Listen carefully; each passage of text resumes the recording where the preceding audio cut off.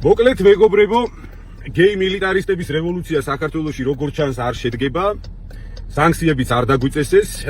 რა უნდა ითქვას პირველ რიგში მადლობა სახელმწიფოს და განსაკუთრებით სამართალდამცავ სტრუქტურებს. ერთი არის მთავარი, რომ იმედია ოდესმე მოვესწრებით იმას, რომ ჩვენ ქვეყანაში არასადღაც შეტენვისთვის შევეცდებით მთავრობისთვის პრობლემების შექმნას, არამედ ჩვენი პრობლემებისთვის, რეალური პრობლემებისთვის, რომელიც ხვალს გვაქვს. ეს იქნება საბანკო სისტემა, ეს იქნება, არ ვიცი, კანონები, სიგიჟე კანონები და მაგალითად აგერ გეტყვით. ერთ მამაკაც ჰქონდა სასაცილო მიზეზით შემაკავებელი დაწერილი, მერე ცოლმა დაურეკა, მოდი ბავშვი წაიყვანეო. და ამავდროულად ცოლმა დაურეკა გამომძიებელსაც და მოკლედ ეს კაცი თაიგულით მიადგა თავის ყოფილ ცოლს, რომ უბრალოდ ეს სიამოვნებინა და მერე ბავშვი წაეყვანა და ეს კაციც დაიჭირეს, მიუსაჯეს რამდენიმე დღის წინ 2 წელი და 3 თვე.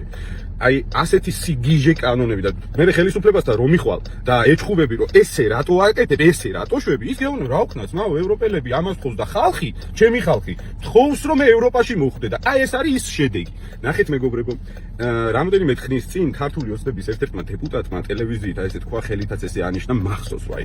აი ესეო დავთრებითო ათასობით საკითხია, რასაც ევროპელები გთხოვენო და 2028 წლის 90%-ზე მეტი შესრულებული გვექნება.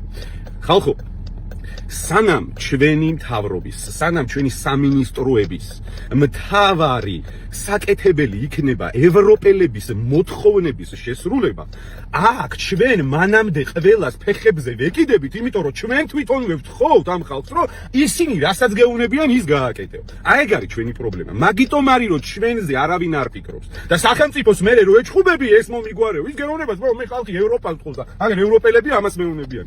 ამიტომ მოდი დავანებოთ თავი იქ შეტენვას, სადაც არავის არ მჭირდებით და მთავრობას მოთხოვოთ ჩვენ აქ მოგვიგვაროს ჩვენი პრობლემები და ვიღაცეების მოთხოვნა სულ ცალფეხზე ვყიდია. სანამ ეს არ დადგება დღის წესრიგში, სანამ ასე არ ვიაზროვნებ და სანამ ასე არ მოვინდომებთ ჩვენი პრობლემების მოგვარებას, იქამდე არაფერი არ გვეშველება და მე ერთმანეთს რო უყურებთ და აი რას გვიკეთებს ეს მთავრობა, აკეთებს, მართლა აკეთებს. ოღონდ ევროპელების მოთხოვნებს და არა ჩვენ მოთხოვნებს. და საქმეზე რო დგება, მე გვეუბნება რომ აგერ ძმაო თქვენი თხოვთ ამ ევროპაზე, აბა მეტი რა გინდათ, აბა მეტი რა გავაკეთო, გაიგე? აი ეს არის ყველაზე დიდი პრობლემა და ეს უნდა გაიგოთ. აბა ეგეთი ამბავი მომხდარიყო ბიჭო იმაზე, რა რომ ამხელა პროცენტები გვაქვს. რავი, აი მომხდარიყო რომ გვეთქვა ხალხს მოგვეთხოვა რომ არ გვინა ეს ევროპელების ძვირი ფული. ხო, წამო ჩინელებთან ვივაჭროთ პირობითად, იქნება ისინი უფრო იაფად გვაძლევენ, ხო, ამ ფულს.